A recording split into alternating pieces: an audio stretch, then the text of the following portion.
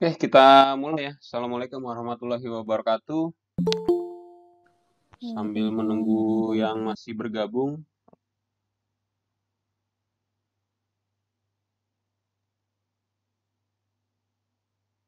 Oke, terima kasih sudah bergabung di pertemuan keempat kelas perencanaan dan rekrut. Nah, di pertemuan keempat ini kita sudah mulai masuk lebih dalam lagi materi mengenai perencanaan SDM. Sebelumnya saya akan ulas sedikit di pertemuan yang sebelumnya kita sudah bahas tentang apa saja gitu ya. Nah, untuk materi pertemuan hari ini sudah saya share di e-kampus. Jadi nanti kalian bisa cek di e-kampus, bisa download apa namanya materi untuk pertemuan hari ini ya.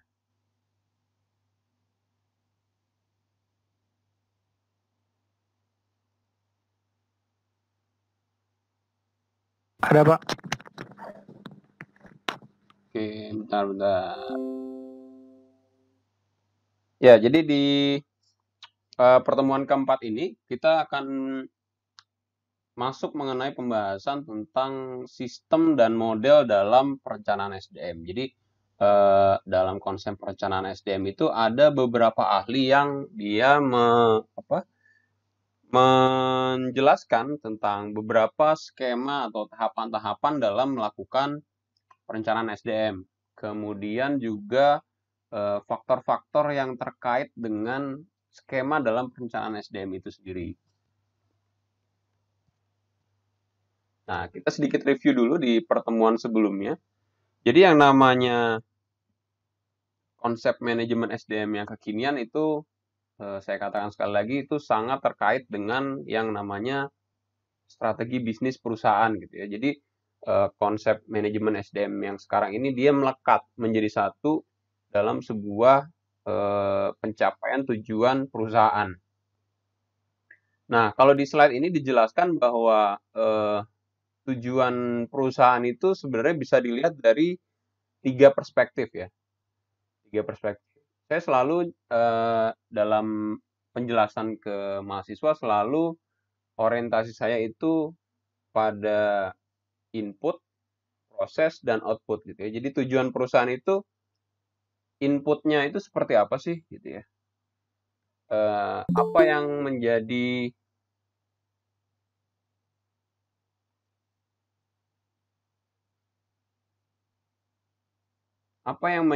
input bagi perusahaan sehingga bisa mencapai tujuan perusahaan.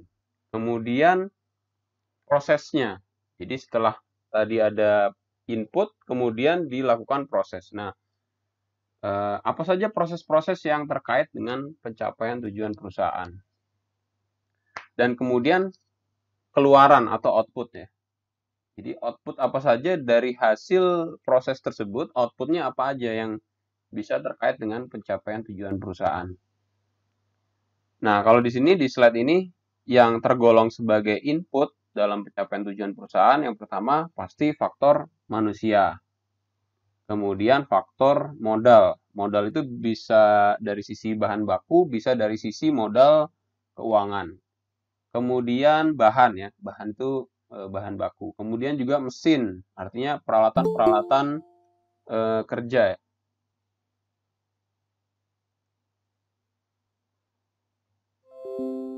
Kemudian teknologi yang digunakan dan juga bisa pemasaran ya sebagai sebuah input untuk mencapai tujuan perusahaan. Nah, kemudian prosesnya itu apa? Prosesnya itu ya pasti pengaturan atau sistem manajemen yang digunakan di perusahaan. Itu terdiri dari proses perencanaan, pengorganisasian, kemudian pengelolaan orang ya, staffing, kemudian kepemimpinan, bagaimana pemimpin itu kemudian bisa menggerakkan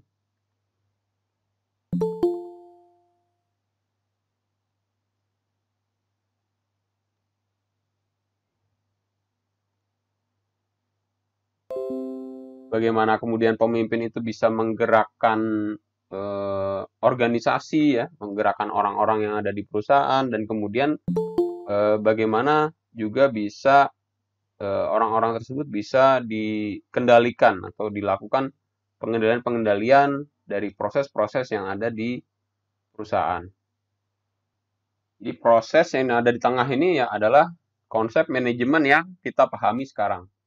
Nah, kemudian dari tadi masukan atau input, kemudian diolah atau diproses, dan kemudian ada output atau keluaran. Nah, keluaran yang terkait dengan tujuan perusahaan apa misalnya? Yang pertama, bentuknya barang ya, bentuknya jasa gitu ya. Barang juga yang harus yang berkualitas, jasa juga harus yang berkualitas. Kemudian juga layanan, kemudian juga kepuasan pelanggan. Nah, itu eh, apa namanya? Faktor-faktor yang terkait dengan pencapaian tujuan perusahaan kalau kita melihat dari perspektif input, proses, dan output. Nah, kemudian kalau kita berbicara lebih spesifik tentang manajemen SDM, sebenarnya dari pencapaian tujuan perusahaan, dengan adanya manajemen SDM ini, tujuan yang mau didapatkan itu apa ya? Kalau di sini dijelaskan meningkatkan kontribusi produktif orang-orang yang ada dalam perusahaan melalui sejumlah cara yang bertanggung jawab secara strategis, etis, dan sosial. Ya. Nah, apa yang menjadi faktor keberhasilan dari sebuah manajemen SDM? Atau sukses faktornya itu apa? Jadi, bahasa lainnya, sebuah manajemen SDM di perusahaan, gitu ya, di organisasi, dikatakan berhasil jika yang pertama, peningkatan efisiensi, efektivitas, dan produktivitas. Jadi, sebuah manajemen SDM itu dikatakan berhasil, dikatakan sukses kalau tercipta yang namanya efisiensi, tercipta yang namanya efektivitas, tercipta yang namanya produktivitas. Jadi, kalau pengelolaan orang di perusahaan tapi tidak berfokus kepada efisiensi gitu ya, artinya kita ya misalnya dalam konsep rekrut nih, rekrut ya asal rekrut aja gitu. Yang penting eh, jumlah orangnya bisa terpenuhi misalnya gitu, tanpa ada standar-standar rekrutnya. Maka ini proses rekrut yang terjadi akan tidak efisien, akan tidak efektif. Ujung-ujungnya produktivitas dari orang yang direkrut tadi juga minim lah gitu ya. Pastinya akan jauh dari harapan. Nah, kemudian kalau kita misalnya lihat dari konsep training ya, pengembangan SDM misalnya dilakukan dalam bentuk training. Bagaimana training itu kemudian bisa berfokus kepada peningkatan efisiensi, bisa berfokus pada peningkatan produktivitas. Nah, bagaimana kemudian kalau yang namanya proses training itu atau pengembangan SDM itu tidak berfokus ke efisiensi? Bisa saja ya. Jadi trainingnya misalnya asal-asalan. Jadi si A dikirim untuk pelatihan tentang topik tertentu gitu misalnya, tapi output yang mau dicapai itu apa nggak tahu gitu ya. Yang cuma pengen memenuhi atau cuma pengen ngabisin budget training aja misalnya gitu. Nah, ini contoh dari pelaksanaan manajemen SDM atau dalam hal ini konsep pengembangan SDM ya, yang tidak berfokus pada efisiensi. Jadi tujuan dari training itu mau ngapain ya? Mau ngabisin anggaran tahunan atau mau biar kompetensi si orang tersebut meningkat sehingga produktivitasnya menjadi baik atau apa? Nah, kemudian sukses faktor yang kedua dari sebuah manajemen SDM adalah rendahnya tingkat perpindahan pegawai dan tingkat absensi. Tingkat perpindahan pegawai ini maksudnya turnover ya, atau jumlah pegawai jumlah karyawan yang keluar dari perusahaan. Jadi rendahnya tingkat turnover karyawan dan tingkat absensi. Tingkat absensi bisa diartikan sebagai apa namanya, angka kedisiplinan angka kedisiplinan karyawan ini cukup tinggi gitu ya. Jadi karyawan yang bolos, karyawan yang malas-malesan atau tingkat absensinya tinggi itu menjadi minim. Kemudian sukses faktor yang ketiga adalah tingginya kepuasan kerja karyawan. Nah, kepuasan kerja karyawan ini bisa dilihat dari apa gitu ya. Kepuasan kerja karyawan ini bisa dilihat dari keterikatan karyawan dengan pekerjaan yang dijalani. Artinya dia merasa diri dia itu menjadi satu dengan perusahaan. Gitu. Kapanpun bosnya minta misalnya, si karyawan ini siap. Atau mungkin kalau misalnya weekend disuruh ke kantor, ya dia fine-fine aja. Dia berangkat ke kantor santai aja gitu misalnya. Atau misalnya karyawan itu diminta untuk kerja lembur gitu ya. Ya dia tanpa berkeberatan bekerja lembur. Walaupun yang namanya lembur itu adalah hak karyawan sebenarnya untuk menolak. Gitu ya. Jadi kalau kalian yang udah bekerja nih kemudian ada perintah lembur gitu ya. Jadi kalau lembur itu didasarkan atas perintah kerja sebenarnya. Nah, misalnya bosnya nyuruh, kamu nanti lembur ya nyelesain kerjaan. Nah, itu sebenarnya kalian sebagai pekerja ini boleh untuk menolak namanya lembur, perintah lembur. Ya. Itu hak dari karyawan. Nah, tapi konsekuensinya kalau ada perintah kerja dari perusahaan untuk lembur dan karyawan ini bersedia untuk menerima, maka ada konsekuensi pembayaran upah lembur. Gitu. Nah, itu kaitan-kaitannya seperti itu. Nah, tingginya kepuasan karyawan. Jadi kalau si karyawan tersebut diminta lembur, siap. Gitu ya. Diminta masuk weekend, siap. Gitu. Kemudian produktivitasnya juga baik. Nah, ini contoh-contoh dari tingginya kepuasan kerja karyawan.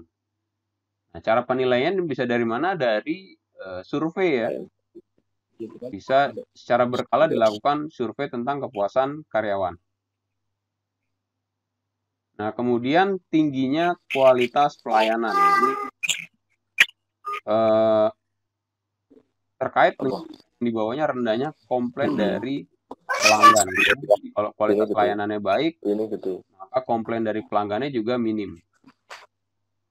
Nah, ujung-ujungnya apa? Ujung-ujung apa? Tujuan akhir atau sebuah manajemen ini akan sukses kalau kemudian dari sisi bisnis perusahaannya juga akan meningkat. Jadi ini beberapa sukses faktor dari sebuah manajemen SDM. Jadi ada beberapa poin. Oke, kita lanjut lagi. Nah, kita lebih mengerucut lagi tentang perencanaan SDM. Perencanaan SDM ini melibatkan upaya organisasi untuk mengidentifikasi implikasi perubahan organisasi sebenarnya. Dan perubahan-perubahan isu bisnis utamanya pada sumber daya manusianya. Karena itu perencanaan SDM yang efektif harus bersumber pada perencanaan organisasi jangka panjang dan kedekatan atau terintegrasinya perencanaan SDM dengan perencanaan bisnis organisasi. Nah, jadi yang namanya perencanaan SDM itu pasti terikat dengan perencanaan bisnis. Gak mungkin perencanaan SDM ini berdiri sendiri tanpa ada perencanaan bisnis sebelumnya. Nah, si perencanaan SDM ini tujuannya adalah mengidentifikasi adanya perubahan-perubahan organisasi dan perubahan-perubahan yang terkait dengan bisnis, khususnya yang berfokus pada sumber daya manusianya. Kayak kemarin saya jelaskan contohnya misalnya ada sebuah perusahaan mau ekspansi ya, maka dia perlu tambahan tenaga kerja misalnya, perlu tenaga kerja yang memiliki kompetensi tertentu karena dia mau ekspansi. Nah, ini adalah tugas dari perencanaan SDM untuk mengidentifikasi kebutuhan-kebutuhan atau perubahan-perubahan yang terjadi kaitannya dengan bisnis perusahaan ini seperti apa. Atau misalnya ada perusahaan yang dia mau merger misalnya, ada dua perusahaan gabung jadi satu merger. Nah, maka kaitannya dengan perencanaan SDM, maka orangnya harus seperti apa ya? Kalau merger umumnya yang terjadi adalah misalnya pengurangan karyawan, karena dua perusahaan jadi satu, logikanya karyawannya akan berlebih. Ini di perencanaan SDM akan dikaji ya, dikaji mengenai dampak-dampaknya seperti apa. Apakah kemudian harus melakukan pengurangan karyawan? Apakah kemudian bisa karyawan yang lebih tadi ditempatkan di tempat-tempat yang membutuhkan sesuai dengan skala bisnisnya pasca merger? Atau misalnya dikaitkan dengan budaya perusahaan gitu ya, karena ada dua perusahaan kemudian di merger jadi satu perusahaan, pasti perusahaan tersebut memiliki budaya-budaya perusahaan masing-masing. Nah, budaya perusahaan ini harus di merger juga nih. Setiap orang dalam organisasi ini punya caranya sendiri untuk melakukan pekerjaan misalnya gitu. Nah, ini pasti juga akan berdampak pada pengelolaan sumber daya manusia ke depannya. Nah, inilah yang dikerjakan oleh perencanaan SDM ya di dalam. Nah, kalau menurut Randall dan Susan ya, di sini ada skemanya bahwa yang namanya perencanaan SDM ini terkait dengan yang pertama perubahan lingkungan. Perubahan lingkungan kemudian memberi dampak pada perencanaan bisnis. Nah, dari perencanaan bisnis itu kemudian dicari dampaknya kepada sumber daya manusia di perusahaan itu apa. Baru kemudian dilakukan yang namanya perencanaan sumber daya manusia. Nah, ini keterkaitan atau bagan yang memperlihatkan keterkaitan konsep perencanaan SDM dengan perubahan lingkungan ataupun perencanaan atau strategi bisnis perusahaan.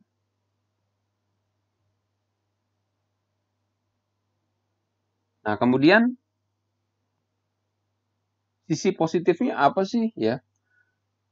Dengan mengaitkan strategi bisnis, dampak positif dari mengkaitkan strategi bisnis dengan strategi sumber daya manusia di perusahaan ini, dampak positifnya apa?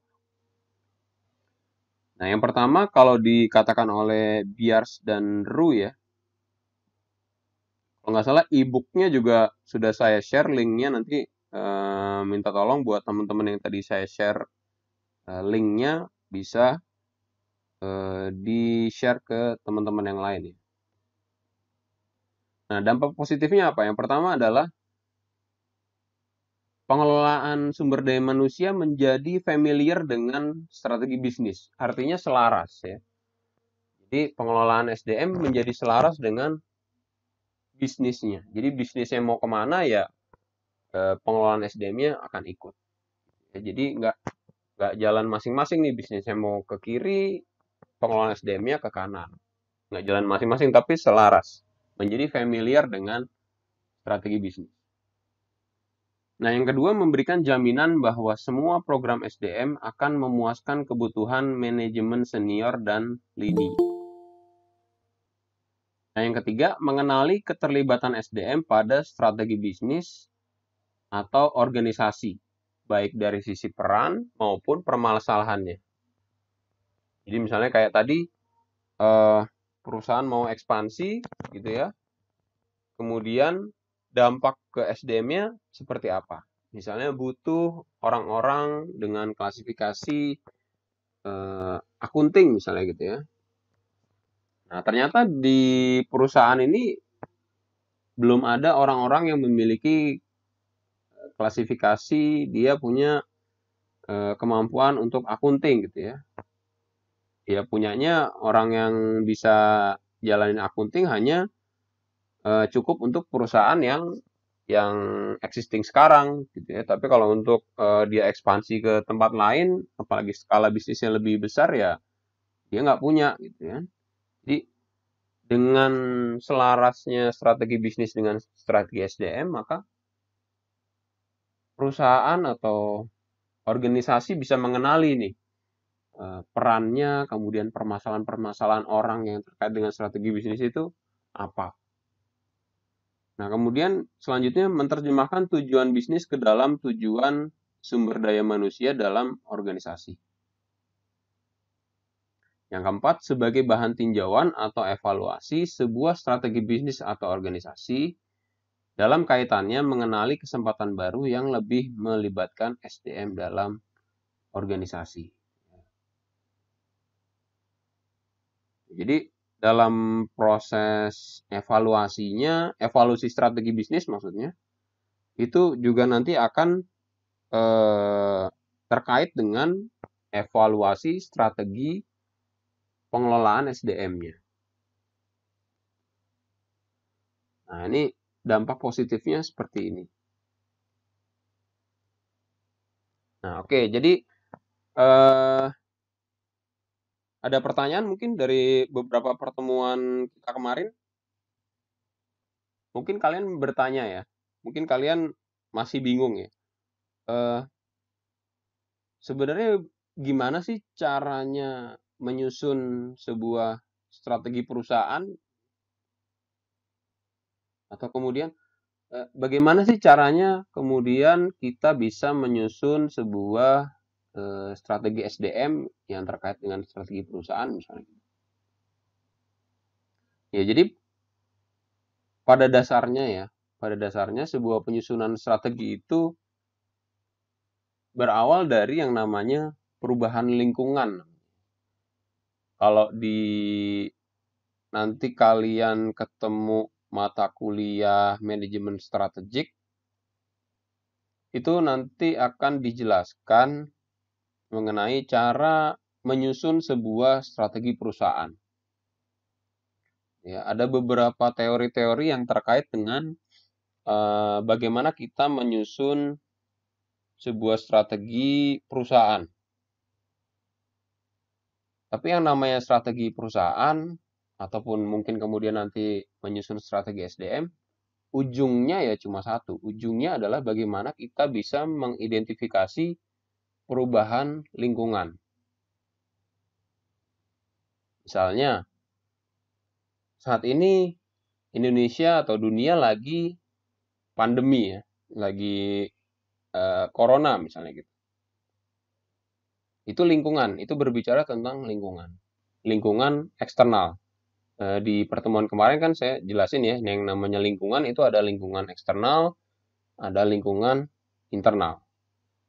Nah, titik tolak dari sebuah penyusunan strategi bisnis adalah adanya perubahan lingkungan, baik lingkungan itu eksternal maupun lingkungan internal. Nah, kemudian menganalisisnya pakai apa? Banyak ya, bisa pakai SWOT, bisa pakai BCG gitu ya, pisau analisisnya sangat banyak. Intinya adalah bagaimana kita perusahaan bisa mengidentifikasi adanya perubahan-perubahan lingkungan eksternal dan internal. Misalnya sekarang Indonesia lagi ada pandemi. Nah, kemudian banyak bisnis retail yang terdampak. Artinya masyarakat untuk beli, datang ke mall, datang ke toko itu kan menjadi sangat minim ya. Orang mungkin takut akan keluar rumah. Walaupun sekarang kita lihat yang keluar rumah, keluyuran juga udah cuek-cuek aja ya. Tapi secara umum itu orang masih takut untuk keluar rumah ya, untuk bepergian. Nah, pasti ini kemudian akan membawa dampak bagi bisnis perusahaan itu sendiri. Misalnya kayak toko-toko kayak Carrefour misalnya ya, kayak supermarket gitu ya, apa namanya, itu pasti akan terdampak ya. Hypermart, Carrefour gitu ya, itu pasti akan terdampak. Pembelinya kemungkinan akan sedikit. Nah, kemudian bagaimana perusahaan tersebut menanggapi terhadap adanya perubahan lingkungan tersebut? Nah, ini kita udah mulai berbicara mengenai penyusunan strategi bisnis. Misalnya, dengan orang males ke toko atau ke mall, maka kemudian perusahaan ya mengoptimalkan jualan via online misalnya, via marketplace, via website tokonya sendiri, mungkin punya website atau via sosial media misalnya. Itu strategi bisnisnya. Nah, kemudian dari strategi bisnis itu diturunkan dalam strategi pengelolaan SDM-nya. Jadi kalau perusahaan misalnya mau jualannya nggak fokus lagi ke toko, tapi fokusnya pengen jualan via sosial media, atau jualan via marketplace, atau jualan via website dan sebagainya. Maka dari sisi orangnya apa sih yang harus disiapkan? Ya, kalau kita berbicara, kita turunkan strategi bisnis tadi menjadi pengelolaan SDM. Jadi bisnisnya tadi pengen jualan di marketplace, pengen jualan di sosial media, pengen jualan melalui website misalnya gitu. Nah, dari sisi pengelolaan orang itu harus apa? Harus seperti apa yang disiapkan? Orang-orang seperti apa yang disiapkan? Maka kemudian kalau kita berbicara mengenai konsep perencanaan SDM, maka misalnya kita bisa mempersiapkan orang-orang yang memiliki kompetensi di bidang pengelolaan sosial media misalnya. Atau orang-orang yang memiliki kompetensi di bidang IT. Karena tadi akan jualan di website, mungkin ada tim IT khusus yang mengelola website tersebut. Nah, itu dari sisi kebutuhan orangnya, artinya kebutuhan kualitas orangnya. Kemudian dari kebutuhan jumlah orangnya, dari jumlah orangnya akan dipenuhi dari mana? Ini kita udah masuk ke perencanaan sumber daya manusia ya. Jadi dari sisi kebutuhan kualitas orangnya, dari kebutuhan kuantitas orangnya akan dipenuhi orangnya dari mana? Bisa saja yang pertama kemungkinan akan dipenuhi dari sumber-sumber internal. Karena tadi misalnya tokonya itu yang di mall itu sepi, mungkin karyawan yang di mall tuh bisa daripada dia di PHK kan, bisa ditarik sebagian, dialokasikan untuk ngelola marketplace. Ya. Entah dia bagian packing, entah dia bagian admin ya, entah dia yang ngelola pembayaran mungkin, akun receivable-nya, atau dia yang ngelola invoice-nya mungkin gitu ya. Jadi orang yang tadinya kerja di toko nih dialihkan ke pekerjaan-pekerjaan yang tadi terkait sama strategi bisnis tadi. Atau mungkin karena tidak ada orang yang memiliki kompetensi dan perusahaan nggak mau ribet, ya bisa saja kemudian perusahaan merekrut orang-orang baru yang kompetensinya dan jumlahnya juga sesuai dengan apa yang dibutuhkan oleh perusahaan. Nah, kira-kira gambarannya atau contohnya keterkaitannya seperti itu ya. Oke, nah sekarang kita mulai masuk ya. Mulai masuk ke dalam pengertian dari sistem dan model ya. Belum kita masuk ke pengertian-pengertian dari contoh-contoh dari beberapa ahli yang terkait dengan sistem atau model dalam perencanaan SDM. Kita bahas dulu terminologinya. Jadi definisi dari sistem itu apa? Jadi dikatakan di sini sistem adalah satu kesatuan yang terdiri dari beberapa macam elemen yang saling terikat dan saling membutuhkan serta ada unsur saling ketergantungan. Pengertian kedua, sistem adalah suatu proses yang terdiri dari berbagai unsur atau komponen yang satu sama lain berkaitan secara struktural dan fungsional, saling menunjang dan mengisi sesuai dengan peran dan kedudukannya masing-masing. Adanya unsur saling ketergantungan ini berarti menjelaskan adanya proses masukan atau input, kemudian proses, dan keluaran atau output. Jadi ada input, ada proses, ada output. Seperti yang tadi di awal ya. Di awal tadi, yang namanya pencapaian tujuan perusahaan atau dalam sistem perusahaan itu sendiri pasti terdiri dari ada input, ada proses, dan ada output. Ya. Inputnya seperti apa nih ada di slide, kemudian prosesnya adalah proses manajemen yang kita pelajari sekarang, dan kemudian outputnya atau keluarannya itu seperti apa. Nah itulah yang ada di dalam perusahaan dalam mencapai tujuan perusahaan. Nah, itu adalah sistem sebenarnya. Ya. Saling terkait antara input atau masukan, kemudian proses, kemudian keluaran itu saling siklus yang saling terkait.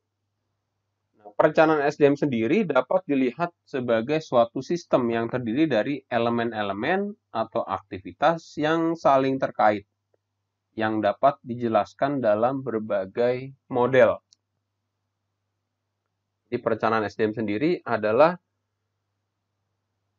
terdiri dari, jadi dalam konsep dalam konsep perencanaan SDM, di dalamnya kalau kita melihat lebih rinci lagi, itu terdiri dari beberapa aktivitas-aktivitas yang saling terkait.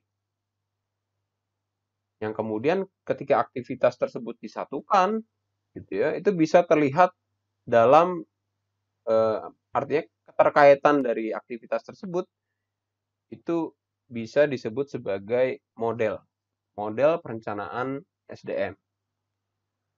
Jadi ini kita mulai masuk lebih dalam lagi mengenai pengertian perencanaan SDM, kemudian elemen-elemen atau aktivitas apa saja yang ada di dalam sebuah perencanaan SDM, serta keterkaitan dari setiap aktivitas-aktivitas atau elemen-elemen tersebut. Kemudian pengertian model. Model merupakan representasi simbolik dari suatu benda, proses, sistem, atau gagasan. Model dapat berbentuk gambar-gambar grafis, verbal, atau matematikal ya. Model adalah representasi. Jadi, model adalah gambar grafis yang bisa merepresentasi sebuah benda atau sebuah proses atau sebuah sistem ya. Kalau dalam konsep perencanaan SDM, model yang akan kita gunakan itu merepresentasikan sebuah proses dan atau sistem. Kemudian pengertian model yang kedua, model adalah analogi yang mengabstraksikan dan memilih bagian dari keseluruhan unsur, sifat, atau komponen yang penting dari fenomena yang dijadikan model. Model dapat dijadikan sebagai gambaran informal untuk menjelaskan atau menerapkan teori. Dengan kata lain, model adalah teori yang lebih disederhanakan. Ya, jadi model yang akan kita bahas di pertemuan ini atau pertemuan-pertemuan mendatang sebenarnya adalah teori yang disederhanakan. Jadi kalau saya nggak tahu ya kalau di STIE itu seperti apa. Misalnya kita mau nulis skripsi ya, mau nulis skripsi kemudian ada landasan teori ya, bab 2 tuh kalau nggak salah. Bab 2 itu ada landasan teori, artinya teori-teori yang dipakai dalam kita menulis skripsi atau penelitian karya ilmiah itu landasan teorinya itu apa? Menurut pendapat siapa? Ya. Nah, teori atau landasan teori ini bisa berupa model sebenarnya. Ya. Jadi teori tentang apa? Misalnya teori tentang kepemimpinan misalnya gitu ya. Maka kemudian mungkin kalian bisa menemukan model-model kepemimpinan. Artinya proses kepemimpinan itu seperti apa? Mungkin nanti kalian akan nemu kemudian sistem dari kepemimpinan itu seperti apa ya. Itu diskemakan dalam bentuk model. Nah, model ini sebenarnya adalah teori yang disederhanakan.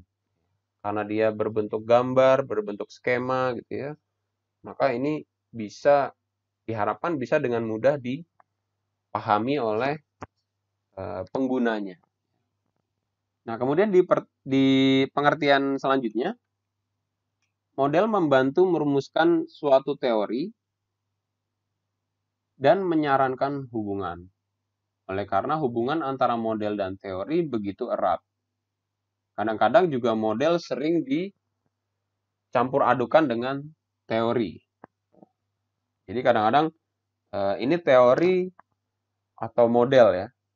Teorinya siapa atau ini model yang menciptakan siapa. Jadi model dan teori ini sering konsepnya serupa tapi tak sama gitu ya kira-kira. Jadi sering dicampur-campur.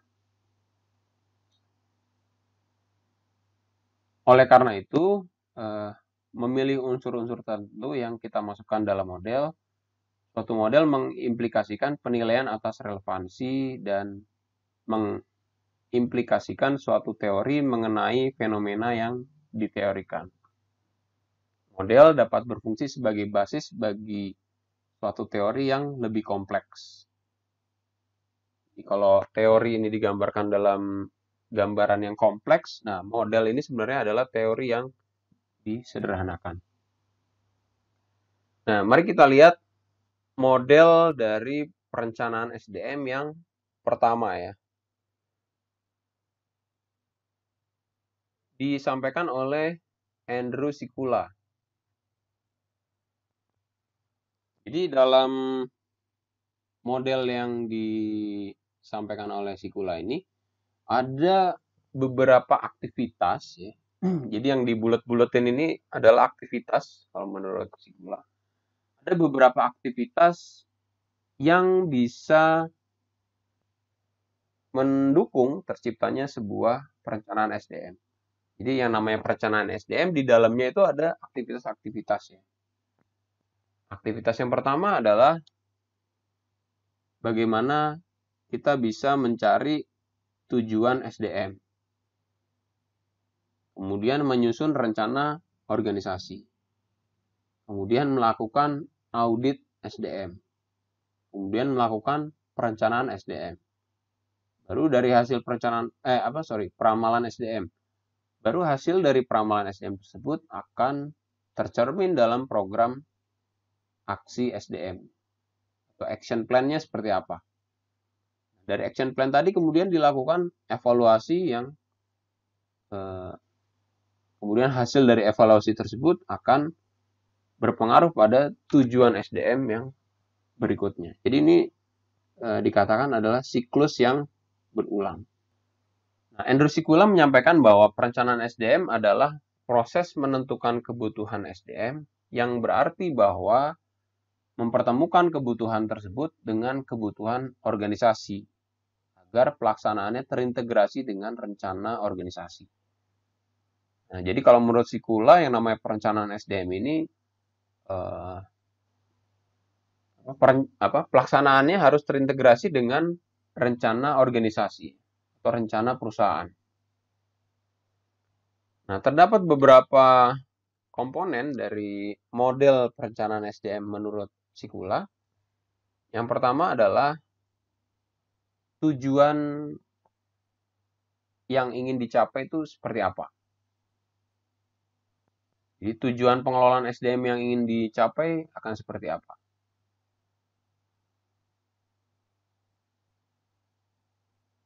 Nah, oleh karena itu, strategi yang dikembangkan dalam bidang SDM harus selaras ya dengan strategi organisasi. Seperti yang tadi saya sampaikan di awal.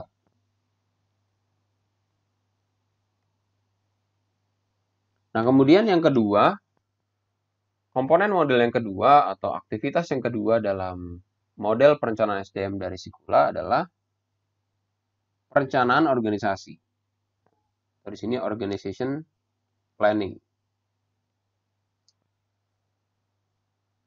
Artinya dalam jangka waktu ke depan, si organisasi atau perusahaan ini memiliki rencana atau program kerja apa yang akan dijalankan. Nah, dalam menjalankan program tersebut, perlu dipastikan apakah kemudian rencana atau program tersebut memiliki dampak pada kebutuhan SDM atau ketersediaan SDM yang ada di perusahaan. Apakah kemudian rencana bisnis atau rencana kerja yang ada tersebut memiliki dampak terhadap kebutuhan SDM atau dampak terhadap pengelolaan SDM.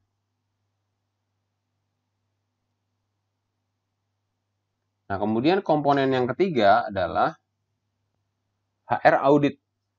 HR audit ini adalah aktivitas dalam sebuah perencanaan SDM yang dilakukan dalam konteks yang dilakukan untuk memastikan apakah secara jumlah dan kualitas ya harusnya. Jadi yang namanya audit SDM ini tujuannya untuk memastikan apakah secara kualitas atau kuantitas SDM yang dimiliki oleh perusahaan ini cukup sesuai dengan kebutuhan. Atau secara kualitas mungkin secara kualitas kondisi SDM di dalam perusahaan ini memiliki kompetensi atau kemampuan yang cukup oke untuk melakukan suatu pekerjaan. Di HR audit itu ngecek nih, apakah di perusahaan ini kalau kita mau strategi bisnisnya ekspansi, apakah kemudian SDM yang ada di perusahaan ini secara jumlah cukup. Kemudian apakah dari sisi kompetensi memadai misalnya. Itu aktivitas yang ketiga yang ada di model ini. Nah, kemudian aktivitas yang keempat adalah HR forecasting atau peramalan ya. Tujuannya adalah untuk mengetahui kebutuhan SDM di masa yang akan datang. Hal ini diperlukan agar pengelola SDM atau pemilik perusahaan ya, memiliki gambaran sebenarnya jumlah SDM atau kualitas SDM yang dibutuhkan dalam tahun-tahun ke depan, misalnya 1-5 tahun, itu akan seperti apa. Nah, dengan kita sebagai seorang manajer SDM atau kita sebagai pemilik usaha yang bisa melakukan peramalan kebutuhan SDM di masa yang akan datang, maka kemudian kita bisa dengan mudah mengalokasikan misalnya anggaran untuk biaya pegawai misalnya, anggaran untuk gaji, anggaran untuk biaya rekrut, ya, anggaran untuk fasilitas kerja yang dibutuhkan, anggaran untuk pelatihan dan pengembangan dan sebagainya. Nah, ini pasti akan terkait juga dengan pencapaian tujuan bisnis jangka panjang. Misalnya 5 tahun perusahaan ini mau seperti apa. Nah, itu di pertemuan mendatang kita akan bahas mengenai bagaimana cara melakukan peramalan SDM ya, atau HR forecasting. Nah, dari keseluruhan aktivitas tadi, poin 1 sampai 5 ya, poin 1 sampai 4, maka di ujung dari model Andrew Sikula adalah action plan HR atau pembuatan action plan. Jadi kalau menurut Sikula, yang namanya proses perencanaan SDM ini diakhiri dengan sebuah pembuatan action plan atau rencana tindakan. Nah, action plan ini dapat berisi perencanaan program-program yang bersifat siap dijalankan. Jadi kalau menurut Sikula, output dari sebuah perencanaan SDM adalah pembuatan rencana tindakan yang meliputi misalnya rencana rekrutmen, ya, rencana mutasi pegawai, rencana pengembangan karyawan, ya, rencana penganggaran biaya karyawan dan sebagainya. Nah, dikatakan di sini model perencanaan SDM menurut Andrew Sikula bersifat sirkuler ya. Artinya siklus ya. Ini terus-menerus berputar. Setelah kemudian muncul yang namanya action plan atau rencana tindakan, rencana tindakan tersebut kemudian menjadi sebuah input yang dapat sebuah input yang sebagai hasil dari bahan evaluasi untuk kemudian sebagai input untuk merumuskan kembali HR objektif atau pencapaian tujuan pengelolaan SDM agar kemudian bisa lebih efektif dan efisien dalam mendukung rencana kerja organisasi. Ya. Jadi dalam konsep perencanaan SDM menurut Andrew Sikula ini adalah konsep yang sirkuler ya.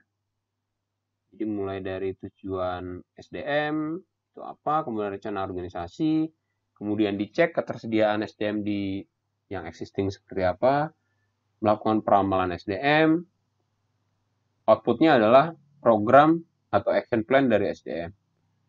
Nah, kemudian program action plan ini kemudian dievaluasi yang kemudian akan mempengaruhi dari penyusunan tujuan SDM dan seterusnya.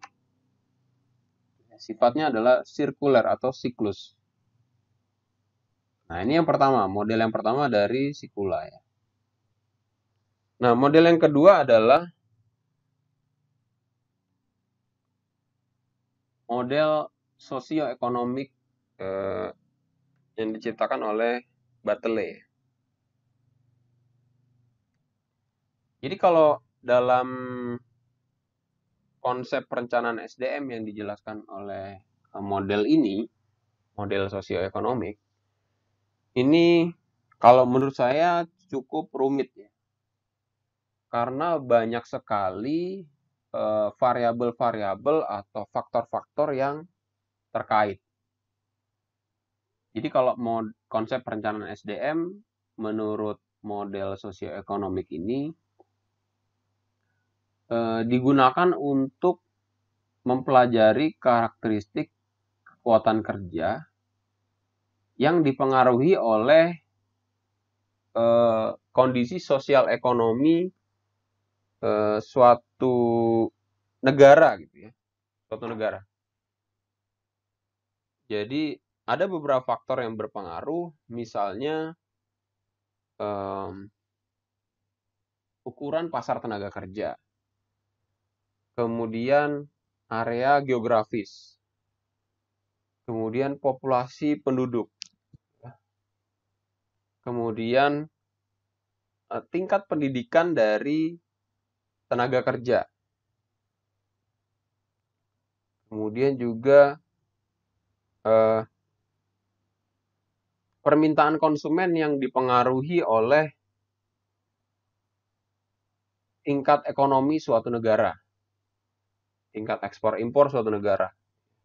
Jadi ini konsepnya sangat luas ya, sangat kompleks.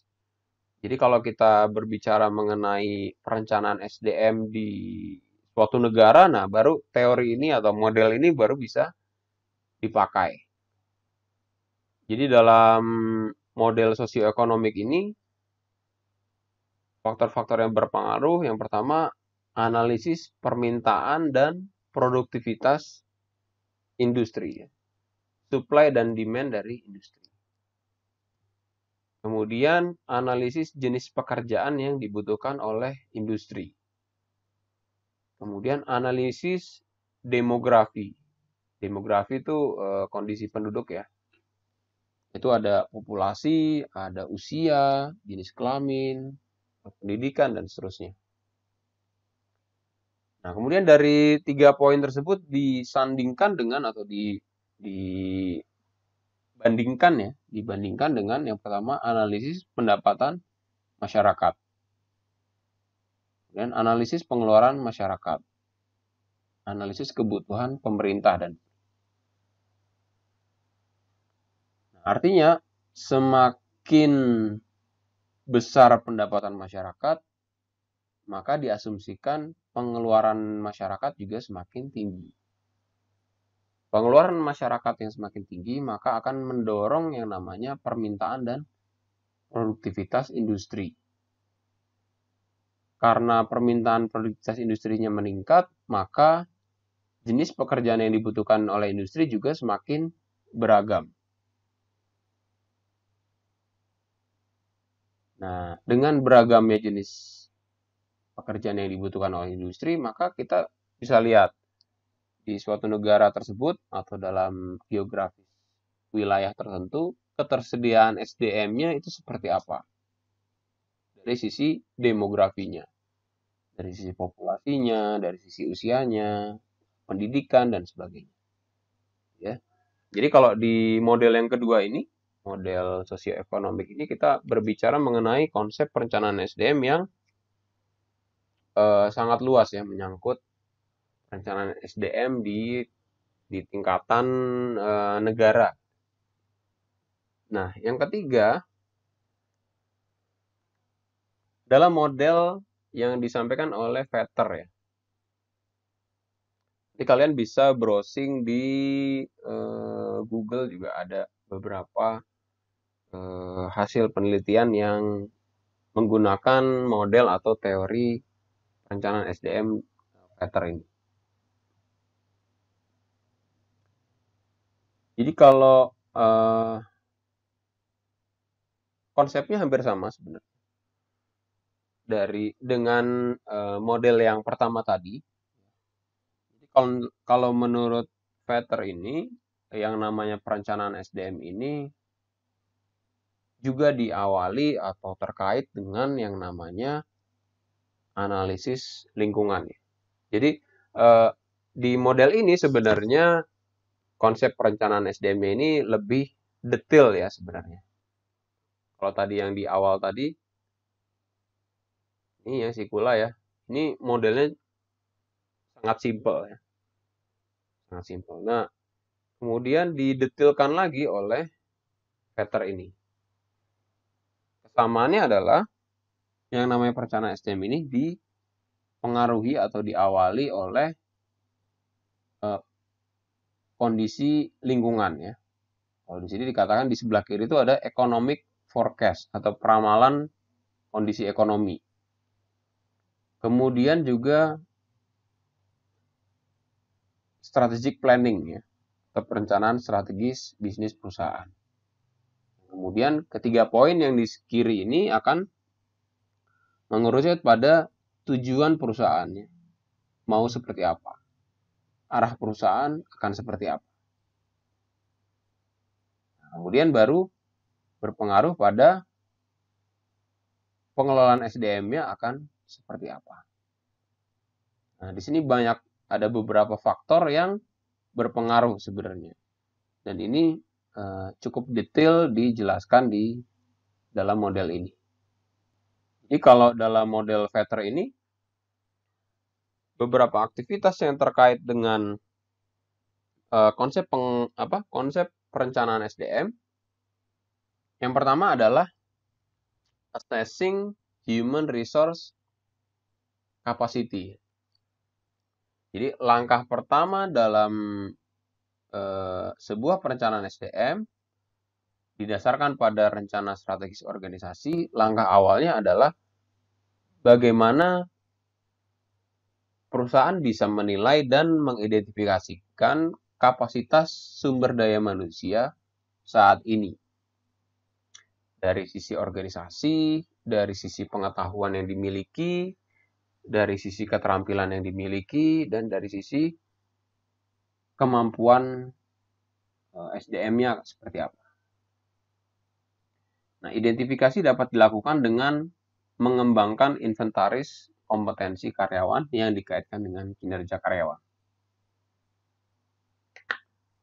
Langkah kedua adalah, atau aktivitas yang kedua yang dilakukan oleh model ini dalam kaitannya perencanaan SDM adalah meramalkan kebutuhan sumber daya manusia untuk masa depan berdasarkan tujuan strategis organisasi. Ada kesamaannya ya dengan model yang pertama tadi ya. Jadi berapa sih perkiraan realistis kebutuhan SDM yang dikaitkan dengan perkiraan supply dan demand-nya tenaga kerja itu. Nah, dalam model ini yang namanya HR forecasting atau peramalan kebutuhan SDM berbicara mengenai berapa banyak SDM yang diperlukan. Misalnya ini kaitannya contohnya sebuah kampus yang dia pengen buka cabang di tempat lain misalnya. Maka dalam HR forecasting berapa banyak dosen dan staf yang diperlukan untuk mencapai tujuan strategis perguruan tinggi tersebut. Kemudian jenis-jenis pekerjaan apa saja yang perlu diisi ya. Dari sisi organisasi, kemudian desain organisasinya akan seperti apa ke depannya. Kemudian bidang-bidang pekerjaan atau desain jabatan yang diperlukan itu apa saja. Kemudian apa keahlian dan sertifikasi yang dibutuhkan. Artinya dari sisi kompetensi yang diperlukan itu apa aja. Nah, ini ada teknik dan cara tertentu dalam kita melakukan sebuah peramalan kebutuhan tenaga kerja. Kemudian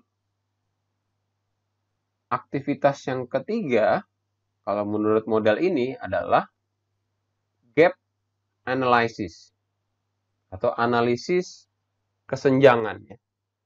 Langkah selanjutnya adalah menentukan kesenjangan atau gap antara kemampuan SDM dengan peramalan kebutuhan di masa depan. Jadi kalau tadi di langkah pertama adalah mengidentifikasi sumber daya manusia saat ini.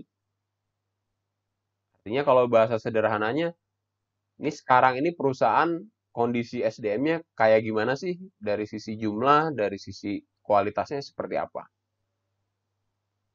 Kemudian langkah kedua adalah ke depannya kita akan seperti apa?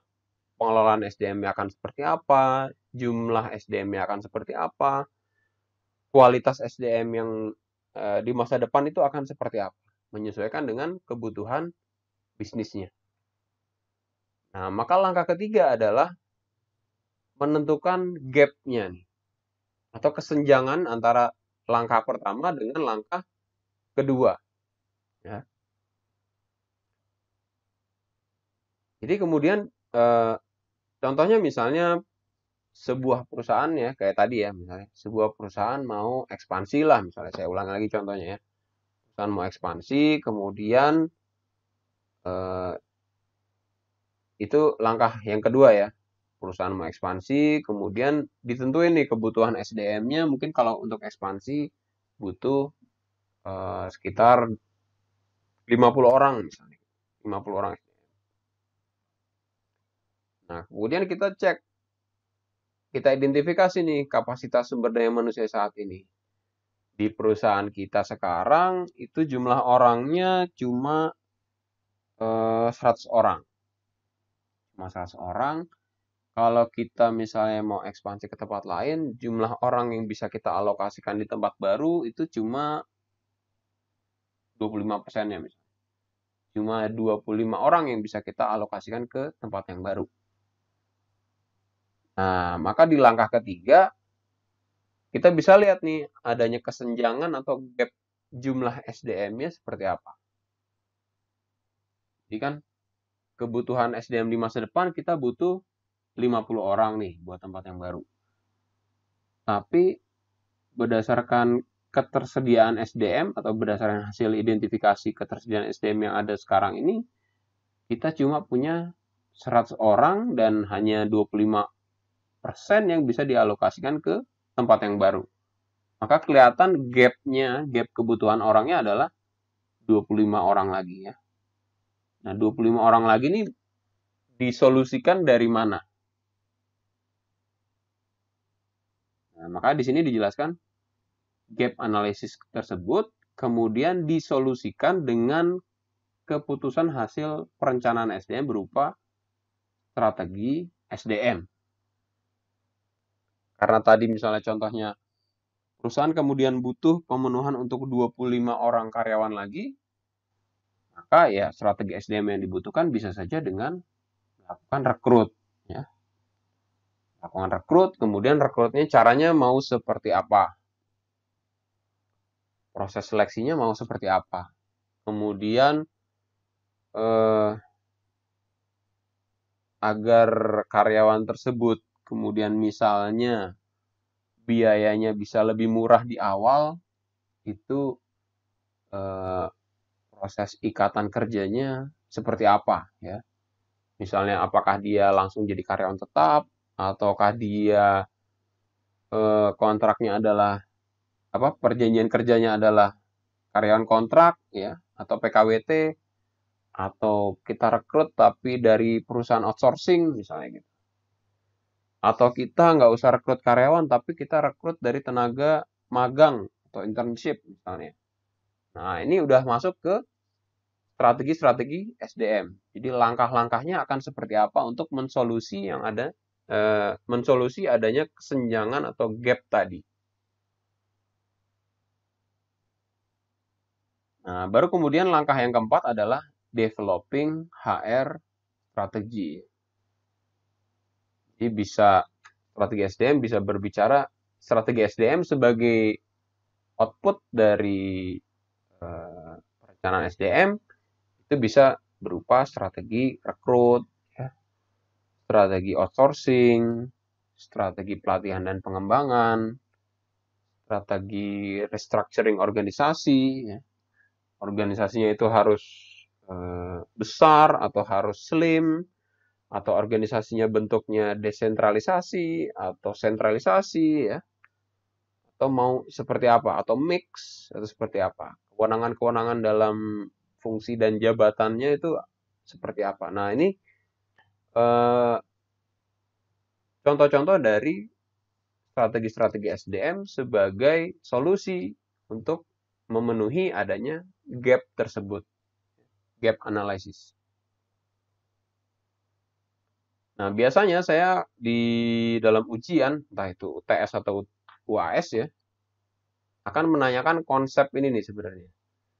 Jadi konsep gap analysis dalam sebuah perencanaan SDM itu seperti apa sih gambarannya?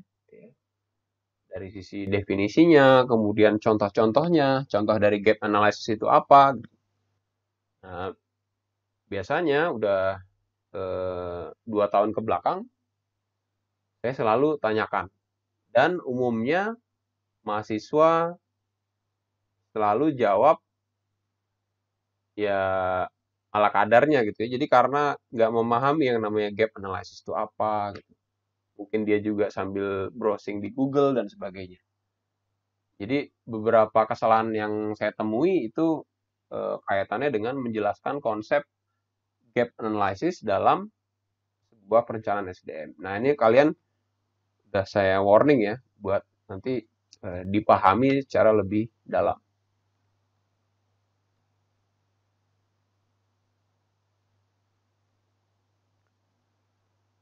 Nah, kemudian model selanjutnya adalah disampaikan oleh Wayne Cascio ya. Jadi sebenarnya dari beberapa model dalam konsep perencanaan SDM ini ya hampir-hampir sama sebenarnya. Hanya saja dalam variabel-variabel yang berpengaruh itu ada sedikit perbedaan. Tapi kalau kita lihat secara benang merahnya gitu ya, secara konsep atau pemahamannya sebenarnya hampir sama ya. Contoh kita bisa lihat dalam model yang ini ya, model Cascio ini ya. Jadi beberapa kesamaannya adalah model perencanaan SDM ini diawali dari sebuah perencanaan strategi bisnis ya. Ini di sebelah kiri ada Strategic and Tactical Business Plan. Itu sebagai inputnya. Ya. Kemudian kita lihat di sebelah kanan sebagai outputnya adalah action plan.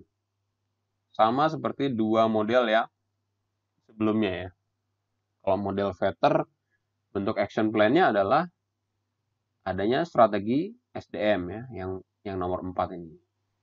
Kemudian dari Andrew Sikula juga dijelaskan mengenai action plan HR.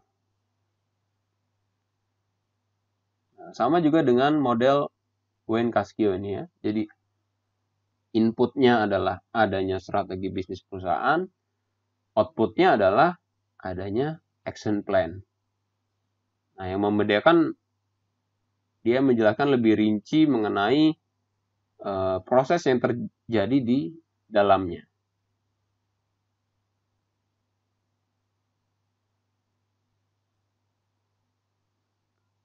Jadi model Wayne Cascio ini juga dikenal sebagai model strategic workforce planning ya. Jadi kalau di kalian misalnya googling, cari googling model Wayne Cascio itu kemungkinan yang muncul adalah jurnal ya. Jurnal yang ditulis oleh atau yang mengambil referensi Cascio ini, Wayne Cascio. Tapi kalau kalian browsing dengan kata kunci model strategic workforce planning, itu kemungkinan yang muncul akan sangat banyak.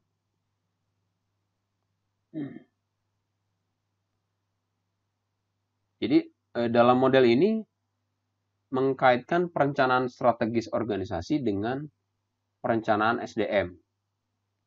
Jadi kalau di jurnalnya itu memang dia menitik beratkan mengenai hubungan atau keterkaitan antara perencanaan strategis organisasi dengan perencanaan SDM.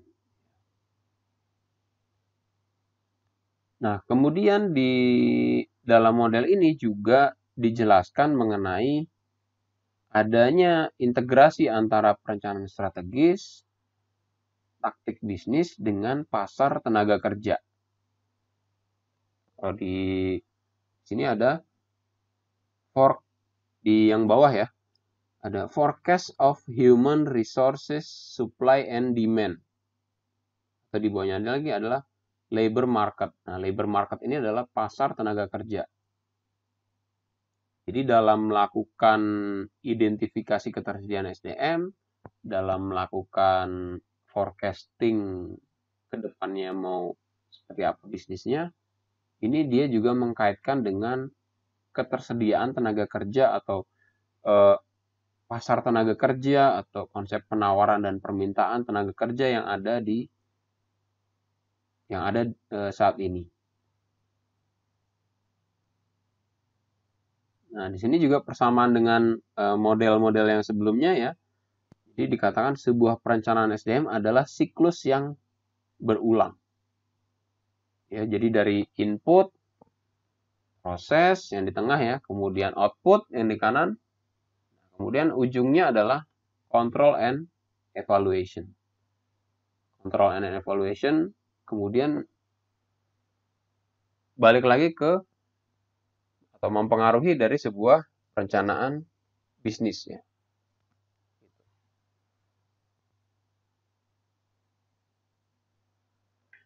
Nah, kemudian muncul pertanyaan pasti. Apakah seluruh sistem atau model tersebut masih relevan dengan kondisi saat ini? Atau apakah kemudian model tersebut masih bisa digunakan nih sekarang? Karena sekarang kan udah pengelolaan SDM-nya lebih strategik misalnya ya.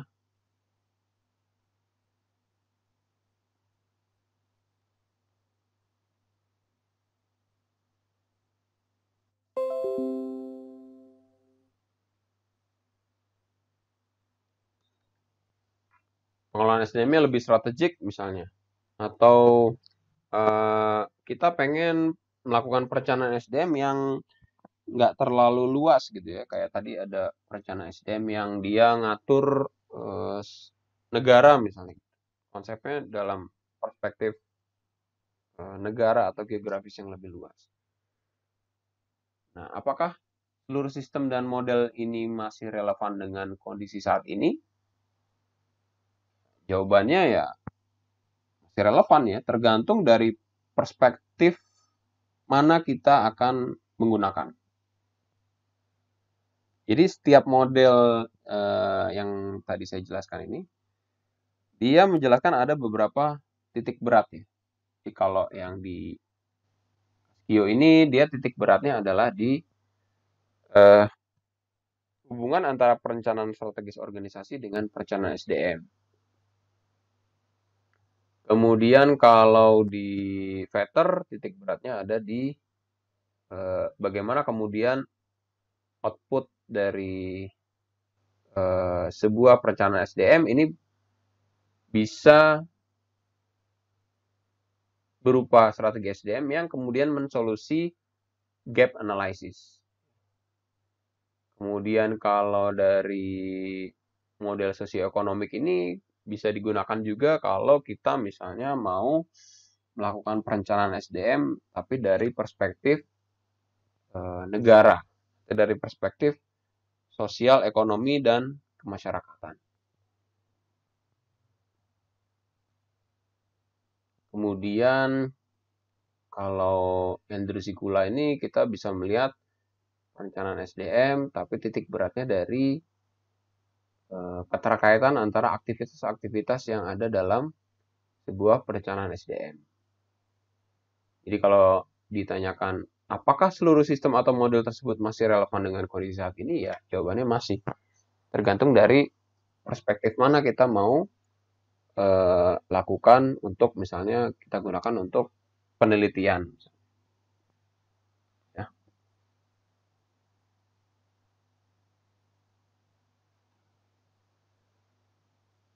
Nah, kalau kita berbicara mengenai perumusan strategi SDM ya, itu terdapat dua perspektif ya, atau dua pendekatan yang digunakan. Jadi ini kita sedikit keluar dari konsep model-model tadi ya. Ini kita agak sedikit ke depan lagi.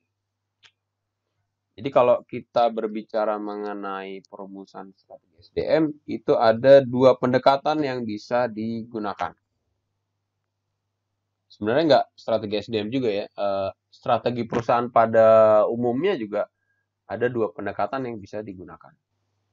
Yang pertama adalah perumusan strategi atau perencanaan strategi yang sifatnya top down, dari atas ke bawah.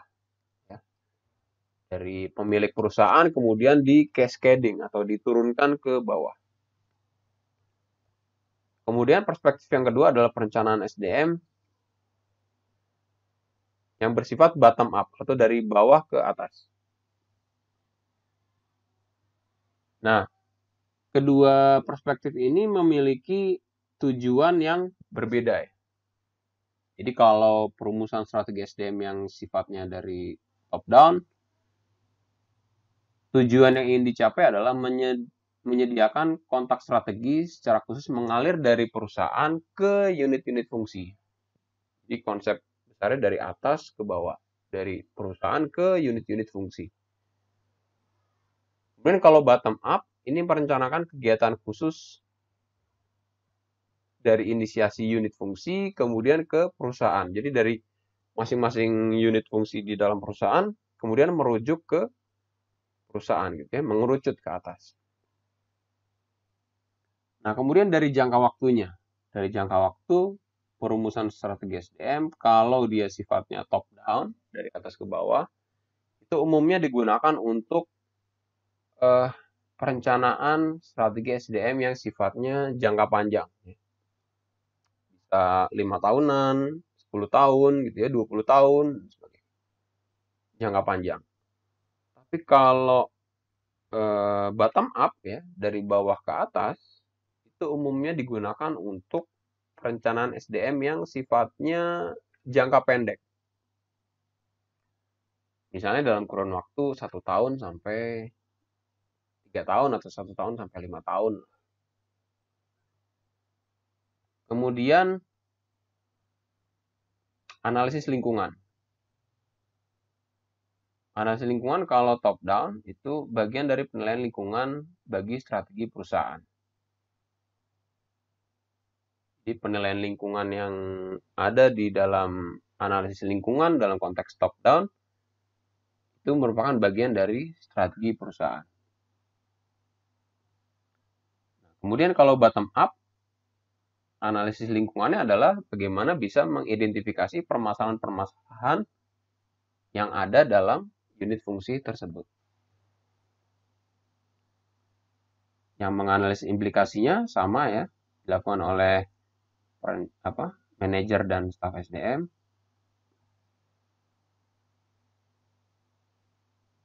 Nah, kemudian perencanaan keseluruhan bagian dari proses perencanaan perusahaan atau proses SDM yang terpisah menuju masalah yang terkait dengan manusia. Jadi ini diawali dari perencanaan bisnis secara keseluruhan, kemudian baru berpikir mengenai permasalahan pengelolaan SDM. Sementara kalau perencanaan bottom up ya, karena dia sifatnya jangka pendek, maka dia digunakan untuk kasus-kasus atau permasalahan-permasalahan tertentu yang terkait khusus ya, khusus dalam yang ditemukan kasus-kasus yang sifatnya khusus atau spesifik. Jadi ada dua perspektif ya dalam perumusan strategi SDM, itu top down itu dari atas ke bawah dan bottom up dari bawah ke atas.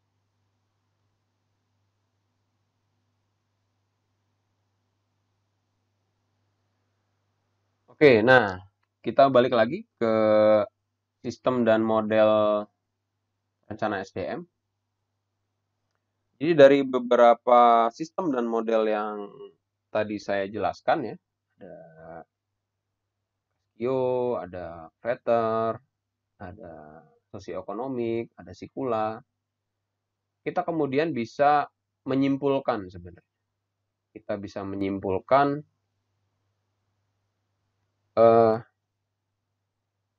konsep atau sistem model perencanaan SDM yang kira-kira yang aktivitasnya memiliki kesamaan dari model-model yang tadi saya jelaskan. Jadi kesamaan pertama adalah yang pertama model-model tersebut sama-sama diawali dari sebuah analisis situasi. Itu menentukan pengaruh tujuan organisasi terhadap tujuan setiap unit kerja. Kemudian aktivitas kedua dalam sebuah perencanaan SDM yang tadi juga dijelaskan di dalam sistem dan model yang sebelumnya adalah bagaimana perencanaan SDM itu bisa melakukan peramalan ya, bisa melakukan forecasting atau memperkirakan jumlah dan kualifikasi SDM yang dibutuhkan. Kemudian yang ketiga, bagaimana perencanaan SDM ini bisa berisikan aktivitas untuk menganalisis jumlah dan kualifikasi SDM yang ada saat ini. Nah, ini aktivitas yang ketiga adalah menganalisis ketersediaan SDM. Nah, baru kemudian yang keempat, kesamaan yang keempat adalah bagaimana perencanaan SDM ini bisa kemudian menghasilkan sebuah keputusan yang terkait dengan perencanaan SDM. Apakah itu dalam bentuk rencana tindakan ya, atau action plan, atau itu bisa berbentuk misalnya rencana tindakan atau strategi SDM. Jadi ada 4 kesamaan dari berbagai model yang tadi di awal. Yang pertama adalah adanya sama-sama melakukan analisis situasi, sama-sama melakukan peramalan permintaan SDM, HR forecasting sama-sama menganalisis jumlah dan kualifikasi SDM yang ada saat ini, dan outputnya adalah sama-sama kemudian menyusun rencana tindakan untuk memenuhi kebutuhan SDM. Jadi poin yang perlu dipahami atau aktivitas-aktivitas yang perlu dipahami dari sebuah perencanaan SDM ada 4 poin ini.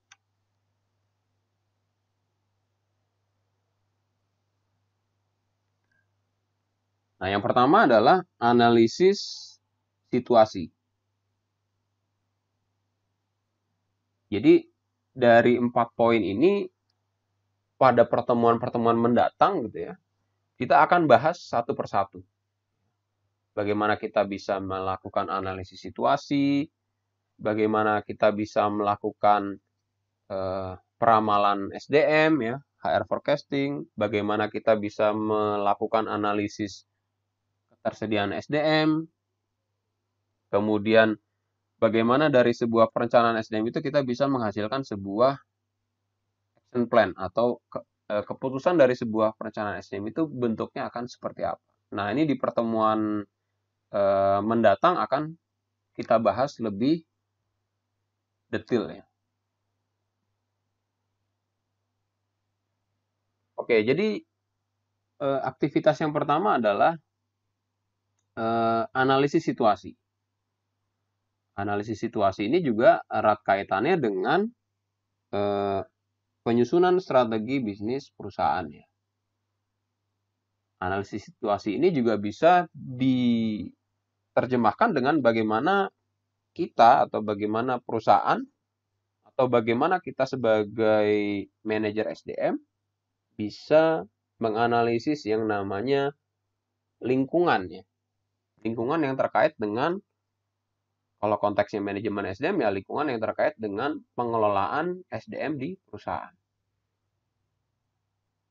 Nah, analisis lingkungan ini ada beberapa faktor yang terkait. Yang pertama di sini dijelaskan adalah kondisi ekonomi dan politik.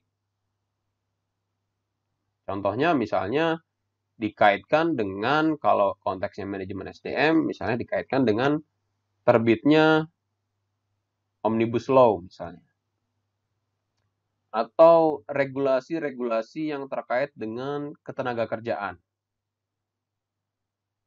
Atau misalnya penetapan upah minimum regional misalnya. Jadi tadi saya dapat cerita ya di media massa, infonya tahun depan upah minimum regional itu tidak naik seperti tahun-tahun sebelumnya. Nah, ini katanya buruh udah mulai demo lagi gitu ya. Nah, ini salah satu contoh dari kondisi ekonomi atau kondisi sosial yang dihadapi oleh kita atau dihadapi oleh perusahaan dalam kaitannya pengelolaan manajemen SDM. Nah, kemudian analisis situasi yang kedua bisa dikaitkan dengan kondisi demografi penduduk. Ya. Artinya kondisi kependudukan saat ini itu seperti apa? Dari sisi usia, ya, dari sisi angkatan kerja, dari sisi pendidikan, itu seperti apa? Apalagi katanya di tahun-tahun terakhir ini Indonesia sudah mulai masuk ke era bonus demografi ya. Bonus demografi itu kondisi ketika jumlah penduduk yang masuk usia angkatan kerja itu sangat banyak ya. Jumlah penduduk yang memasuki usia produktif itu jumlahnya sangat dominan ya. Kondisi demografi. Apalagi misalnya kondisi-kondisi ini sangat berpengaruh ketika perusahaan yang kita jalani ya, atau usaha yang kita jalani itu ada di daerah tertentu ya. Misalnya di daerah pelosok, misalnya di daerah Kalimantan ya, misalnya daerah Papua misalnya. yang kemungkinan di daerah-daerah tersebut memiliki keunikan gitu ya, atau permasalahan-permasalahan tersendiri yang biasanya dihadapi yang terkait dengan sosial ekonomi dari penduduk daerah tersebut. Nah, ini menjadi penting bagi kita sebagai manajer SDM untuk bisa mengelola yang namanya situasi-situasi atau analisis lingkungan yang terkait. Yang ketiga misalnya persaingan usaha. Nah, persaingan usaha ini dampaknya kemana kalau kita kaitkan dengan manajemen SDM ya? Ya salah satu contohnya misalnya terkait dengan yang namanya pasar tenaga kerja. Karena persaingan usahanya itu ketat, kemudian dari sisi supply tenaga kerja itu sedikit, maka kemudian di dalam konsep pasar tenaga kerja juga pasti adanya persaingan, rebut-rebutan talent ya, rebut-rebutan orang yang memiliki keahlian tertentu karena dia jumlah orang di industrinya juga jarang, sementara industri yang membutuhkan banyak misalnya, maka akan terjadi persaingan. Atau misalnya kaitannya dengan persaingan usaha adalah, kalau kalian pernah dengar konsepnya adalah bajak membajak tenaga kerja. Bajak membajak tuh misalnya gini, jadi ada karyawan di perusahaan A gitu ya, misalnya katakanlah perbankan misalnya ya, yang satu bank BCA, satunya lagi bank Mandiri misalnya gitu. Ada orang di bank Mandiri, dia sebagai IT misalnya. Dia IT, kemudian punya kompetensi bikin program-program tertentu gitu ya, misalnya yang bisa menjadi keunggulan tersendiri bagi Bank Mandiri misalnya. Nah, BCA melihat itu sebagai pesaing. Oh, dengan adanya orang tersebut bisa menciptakan program, maka dari sisi persaingan bisnis nih BCA kalah nih sama Mandiri misalnya gitu. Ya udah, daripada dia susah-susah bangun program misalnya, susah-susah untuk bersaing misalnya gitu ya, dia bajak aja orangnya. Jadi orang yang ahli IT tadi direkrut oleh BCA. Nah, itu udah lumrah terjadi di industri di Indonesia sekarang ini ya. Di bajak membajak SDM. Apalagi kalau kita kaitkan dengan konsep generasi ya, konsep karakteristik dari masing-masing generasi, katanya orang yang memiliki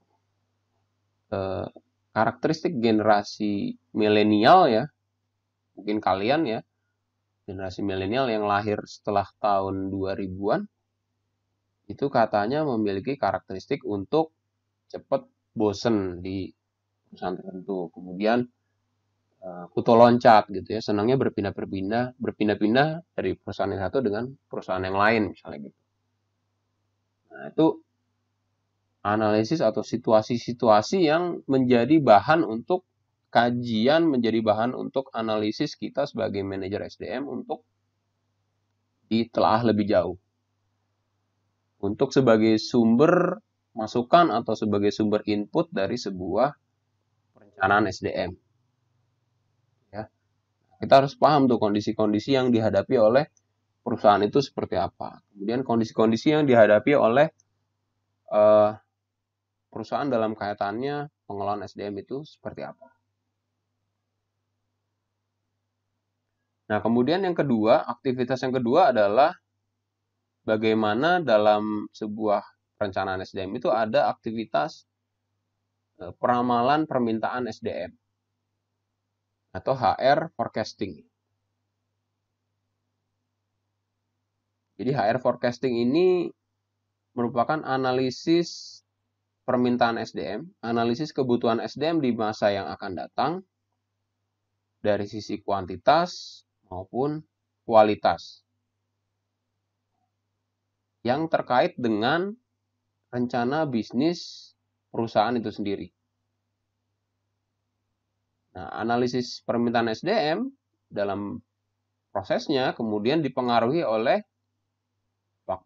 beberapa faktor ya, faktor eksternal maupun internal. Misalnya faktor organisasional atau faktor angkatan kerja.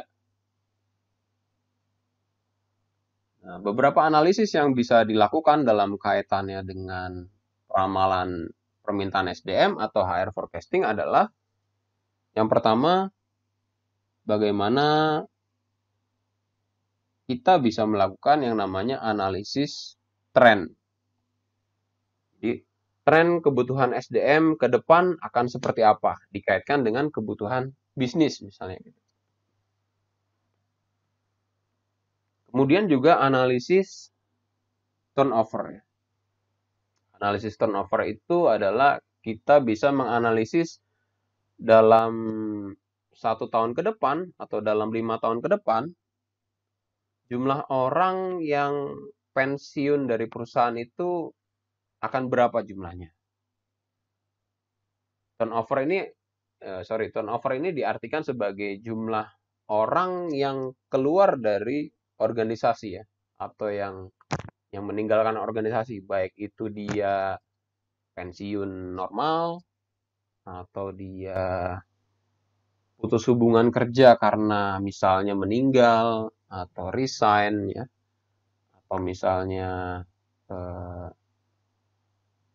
dia di PHK gitu ya, di putus hubungan kerjanya atas permintaan perusahaan dan sebagainya. Nah, ini kita bisa melakukan analisis nih. Jadi dalam 1 tahun atau dalam 5 tahun ke depan itu jumlah orang yang putus hubungan kerjanya itu berapa banyak. Kemudian mereka putus hubungan kerjanya itu atas sebab apa? Atau turnover mereka itu, atau orang yang putus hubungan kerja tersebut, atau orang yang meninggalkan perusahaan tersebut dalam kurun waktu tertentu, itu posisinya itu dia menempati posisi apa ya? Misalnya di posisi manajer, atau di posisi staff, atau di posisi kepala departemen dan sebagainya. Nah, maka dari analisis turnover ini kemudian akan muncul, kalau tadi dikaitkan dengan action plan ya, bisa saja action plan-nya kemudian bagaimana kemudian mendesain sebuah talent management. Ya. Bagaimana kemudian bisa mendesain sebuah pola rekrut yang sistematis. Bagaimana kemudian action plan itu bisa berupa konsep pengembangan SDM yang terstruktur, ya, yang berkala, tepat waktu. Ya. Jadi misalnya di tahun depan itu sudah diramalkan atau sudah dihitung itu ada 10 orang yang pensiun ya. Maka kemudian 1 tahun sebelumnya itu sudah bisa diproyeksikan orang-orang yang bakalan mengisi 10 orang yang pensiun ini sudah disiapkan dari mana. Dan ketika nanti si orang tersebut pensiun, maka orang yang tadi sudah disiapkan akan otomatis menggantikan secara pada saat waktunya si orang itu pensiun. Jadi tepat waktu. Jadi jangan sampai kemudian perencanaan SDM ini menjadi tidak efektif atau bahkan tidak ada sama sekali gitu ya. Jadi ketika 10 orang tadi pensiun, kemudian perusahaan bingung mau ganti si orang tersebut dari mana. Bisa dibayangkan kalau orang yang pensiun tadi menduduki posisi kunci di perusahaan gitu ya.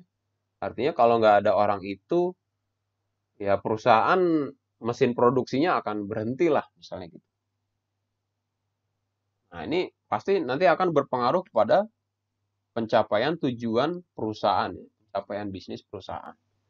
Nah, di sini terlihat pentingnya sebuah perencanaan SDM itu seperti apa?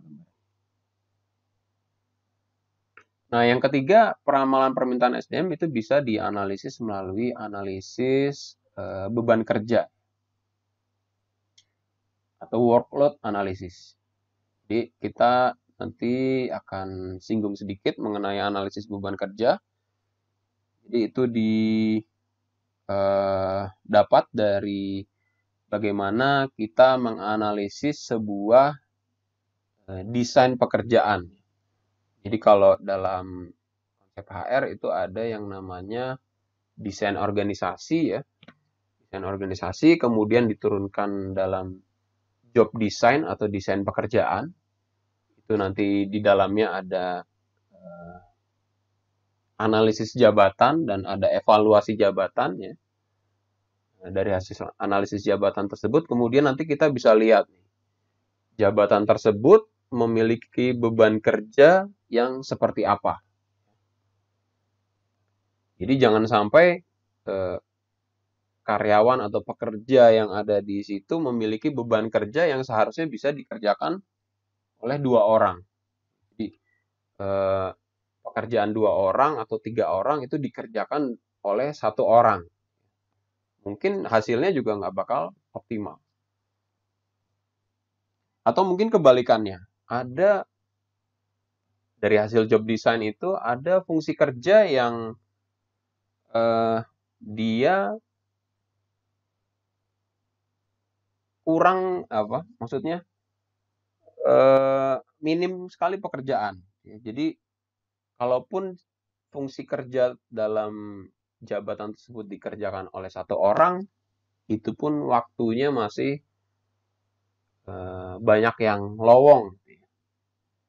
Jadi si orang tersebut ya lebih banyak gabutnya lah gitu ya. Lebih banyak nganggurnya. Jangan sampai seperti itu. Jadi diharapkan dengan analisis beban kerja ini, setiap pekerjaan itu bisa terbagi rata oleh orang-orang yang ada di perusahaan tersebut. Ya, jadi diharapkan hasilnya juga bisa optimal, bisa efektif gitu ya, tapi juga mengedepankan efisiensi dari jumlah orangnya.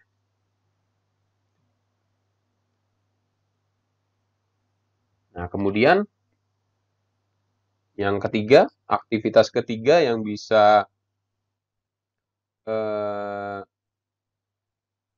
dilakukan oleh sebuah perencanaan SDM adalah menganalisis ketersediaan SDM atau HR audit tadi ya. Nah, aktivitas yang ketiga ini adalah memperkirakan kemampuan perusahaan untuk mendapatkan karyawan-karyawan dengan keterampilan yang dibutuhkan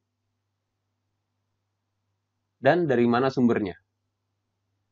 Jadi dalam konsep analisis ketersediaan SDM, ini kita bisa lakukan dalam kaitannya internal, ya, ketersediaan SDM internal, ataupun ketersediaan SDM eksternal.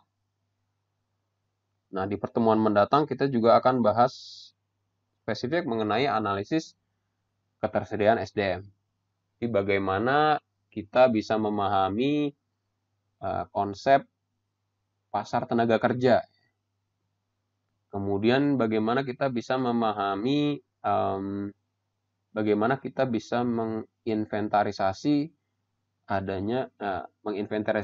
ketersediaan SDM yang ada di internal perusahaan dari sisi kuantitas dan kualitas. Gitu. Jadi itu aktivitas yang ketiga adalah melakukan analisis ketersediaan SDM. Nah, aktivitas yang keempat yang dilakukan adalah keputusan perencanaan SDM. Jadi, keputusan perencanaan SDM ini diambil berdasarkan kesenjangan atau gap antara HR forecasting atau peramalan permintaan SDM tadi yang aktivitas nomor 2 ya, dengan ketersediaan SDM yang ada atau aktivitas di nomor 3. Nah, kalau di bawah ada bagannya ya. Jadi antara HR forecasting dengan HR audit atau peramalan permintaan SDM dengan ketersediaan SDM yang ada, ini ada terjadi kesenjangan atau gap. Nah, gap ini kemudian yang akan disolusikan oleh sebuah keputusan dari perencanaan SDM. Bentuknya pasti aktivitas-aktivitas lain dalam manajemen SDM. Bisa berbentuk keputusan perencanaan SDM ini, bisa outputnya adalah bisa bentuknya rekrut, bisa bentuknya pengembangan SDM ya, bisa bentuknya adalah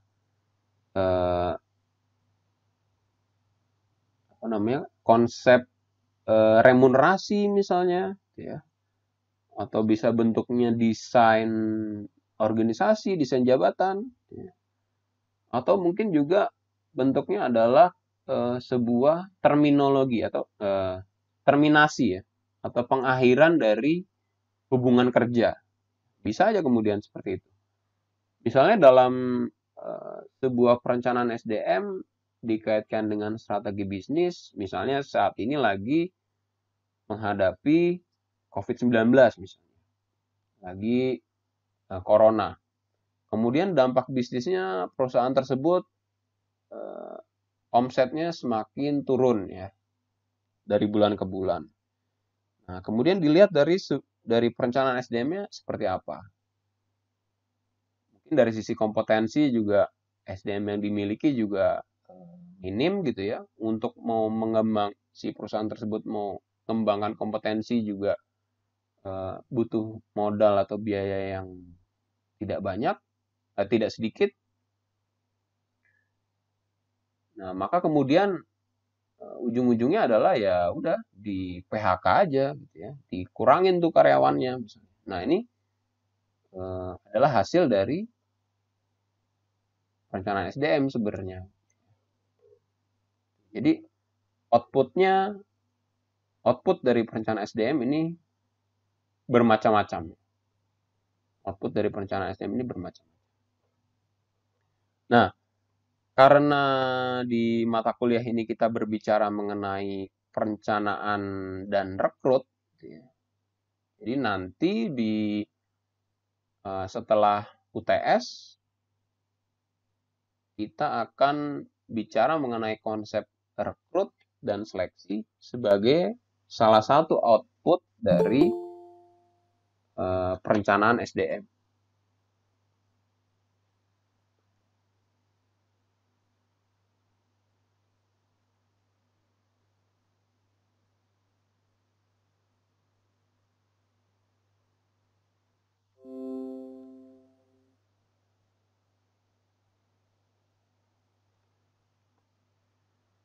Oke, nah di pertemuan hari ini bisa saya simpulkan. Jadi yang pertama, yang namanya perencanaan SDM merupakan salah satu hal yang penting dalam sebuah manajemen SDM untuk saat ini dan yang akan datang. Jadi perencanaan SDM yang efektif, ya, perencanaan SDM yang baik, itu utamanya harus bersumber pada perencanaan organisasi jangka panjang dan kedekatan atau terintegrasinya perencanaan SDM dengan perencanaan bisnis organisasi. Nah, adanya beberapa sistem atau model dalam perencanaan SDM yang tadi saya jelaskan dan kita bahas bersama-sama ya. Itu diharapkan membantu kita untuk memahami sebenarnya aktivitas-aktivitas ataupun variabel-variabel yang terkait dari sebuah perencanaan SDM.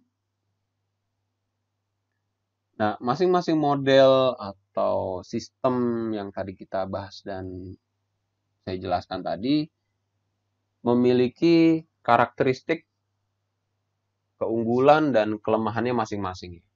Artinya kalau tadi ditanyakan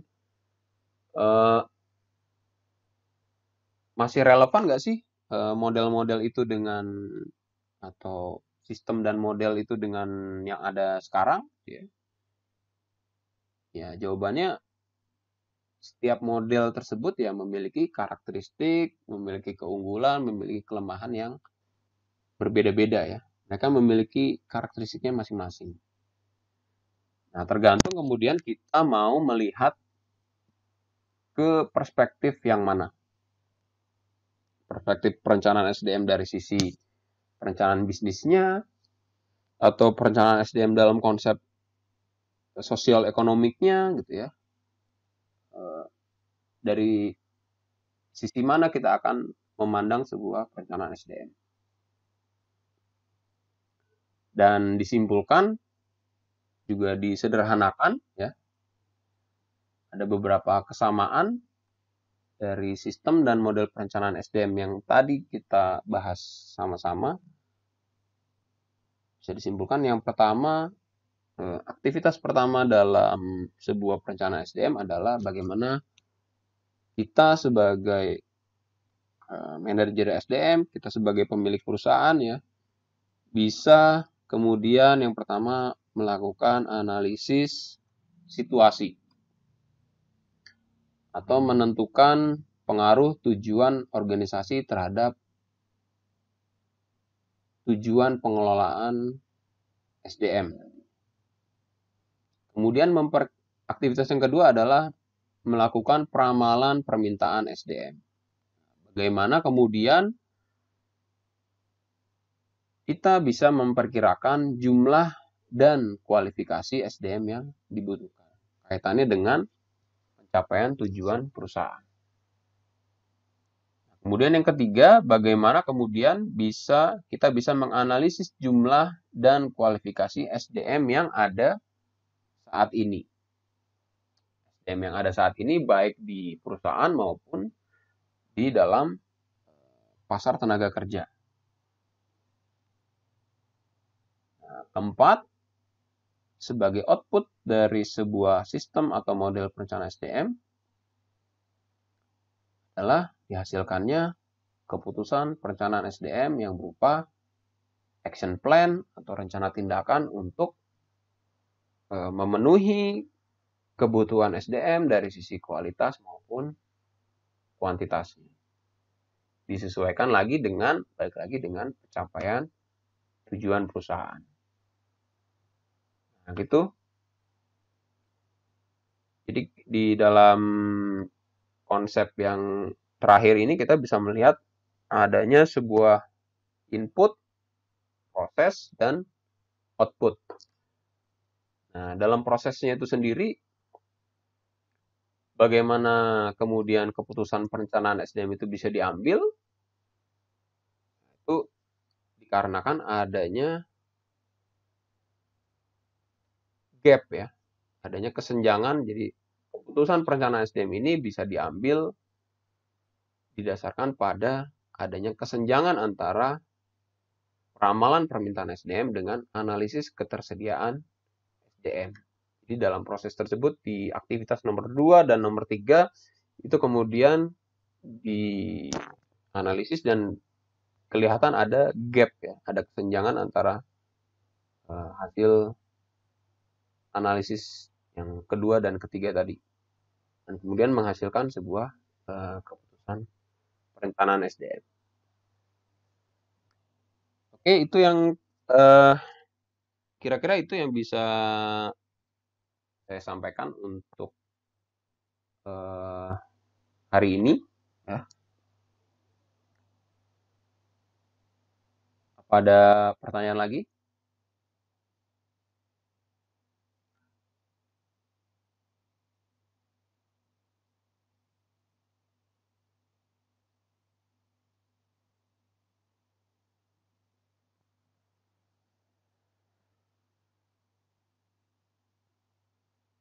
Nggak ada?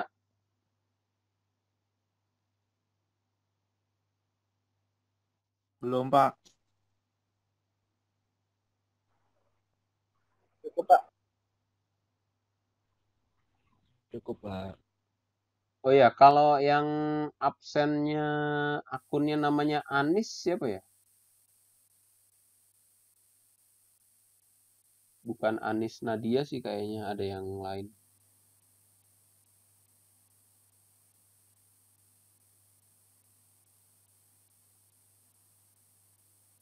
Atau gini deh, untuk kontak person ya. Ini terakhir ya sebelum saya tutup pertemuannya. Untuk kontak person, biar kita bisa lebih mudah, barangkali nanti ada kendala dalam kaitannya pengiriman materi ataupun pengiriman link kelas ya.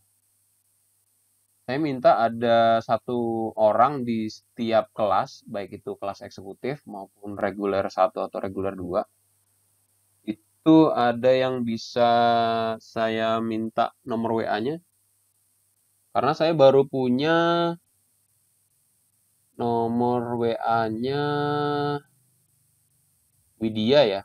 Widya itu reguler 2, kemudian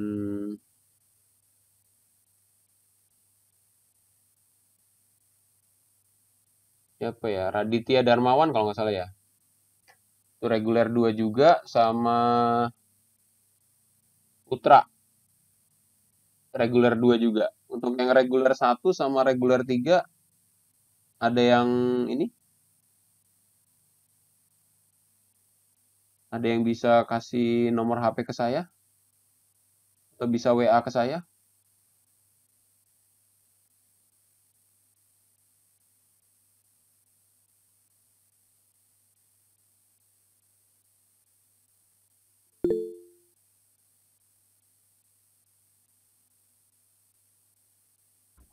Mungkin bikin grup buat pelajaran apa aja Pak ya dari semua ini Pak. Mau bikin grup? Oh, ini ada nih reguler 3 ya, Danang ya. Saya catat ya. Kayaknya nggak usah grup deh. Kalau grup nanti kebanyakan grup ya. Oh, ini saya ambil Danang sama Jihan aja ya. Oke, saya catat dulu. 0814 nomor apa tuh?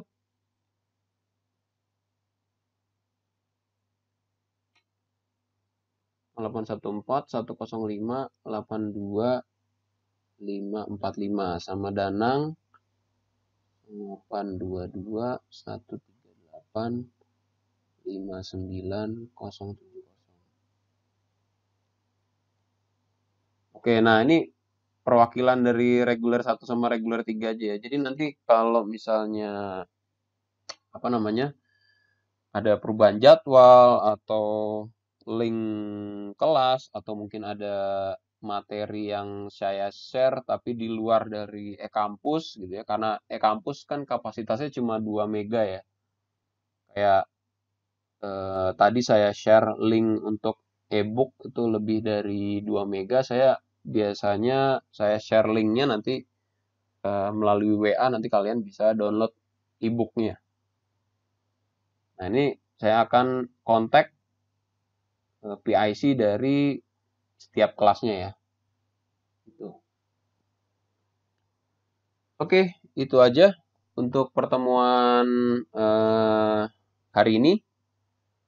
Mudah-mudahan kita bisa ketemu lagi di pertemuan minggu depan ya.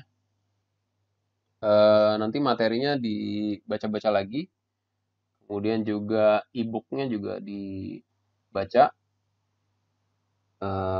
Syukur-syukur kalian sudah bisa nemu buku yang terkait dengan perencanaan SDM ya. Mudah-mudahan udah bisa dibaca-baca juga. Jadi perspektifnya atau pemahaman konsepnya paling enggak dari apa itu perencanaan SDM itu bisa lebih dapat ya. Oke, terima kasih sudah bergabung, sudah hadir. Tetap jaga kesehatan ya. Selamat malam. Assalamualaikum warahmatullahi wabarakatuh. Waalaikumsalam. Waalaikumsalam warahmatullahi wabarakatuh. Waalaikumsalam. Terima kasih Pak. Waalaikumsalam warahmatullahi Waalaikumsalam warahmatullahi wabarakatuh.